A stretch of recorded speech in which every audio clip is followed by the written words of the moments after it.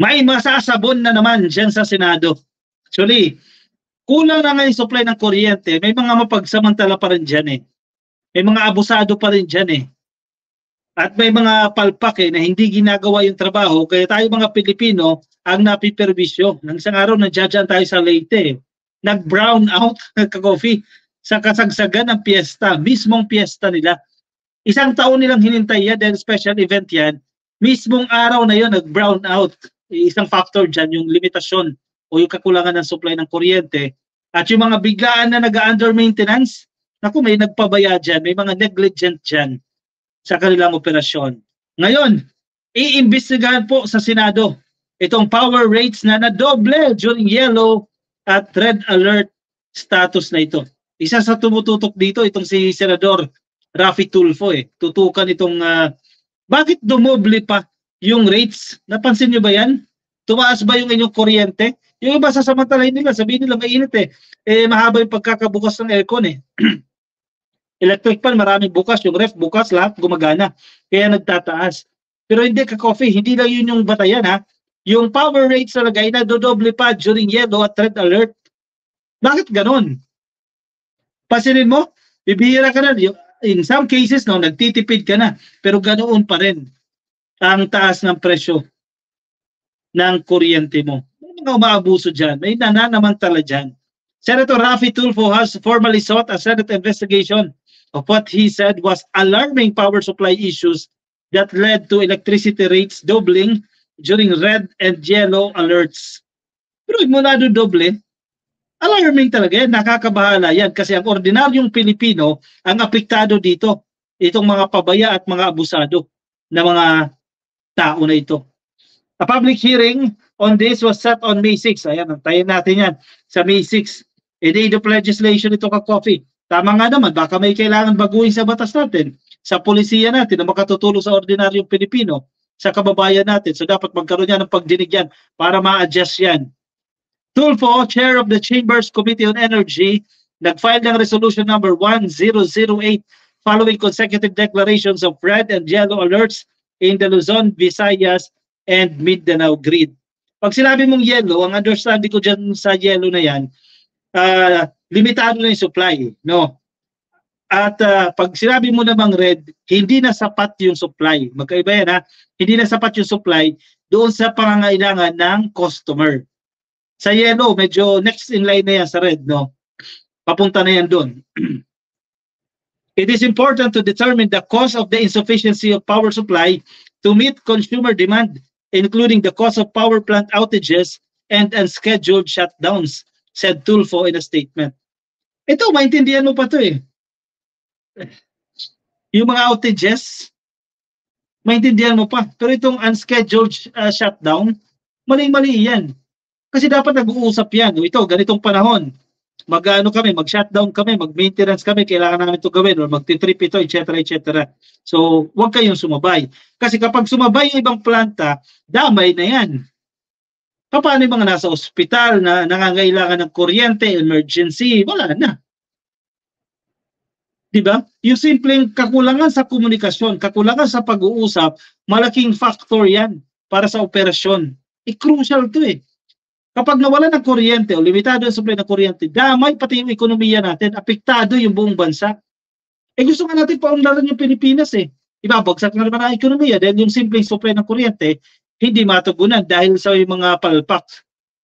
Citing data from the Independent Electricity Market Operator of the Philippines, Tulfo, said placing both Luzon and Visayas grids on yellow and red alert has caused a spike in electricity market prices. Yan pala ang naging dahilan pa ng pag-angat ng presyo. Itong pagiging yellow at red alert ng mga planta. He said the power supply shortage increased electricity cost in Luzon grid to 13.39 pesos per kilowatt from 5.55 per kilowatt. Pero yung diferensya times 2, more than times 2 yung inangat per kilowatt.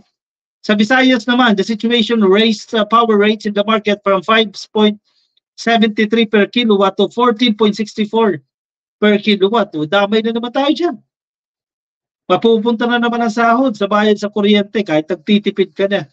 May pabaya talaga dyan. These increases should not burden innocent consumers, sabi ng senador.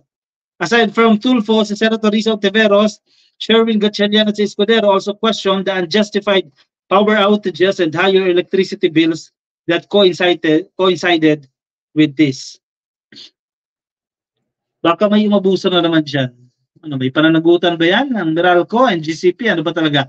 Sino ang may pananagutan dyan at dapat ma-address na agad itong problema na ito dahil nagsasuffer ang mga ordinaryong Pilipino. Nasa-edit dyan ka, Coffee. May 6 ang investigasyon, tingnan natin. Actually, magandang tulong din itong mga investigasyon sa totoo lang eh. After magsagawa nitong mga investigasyon na ito eh, may mabilisang pag-resolve eh. Na-actionan yung mga dapat actionan eh. So, antabay tayo dyan ka, Coffee, kung anong magiging resulta ng investigasyon na yan.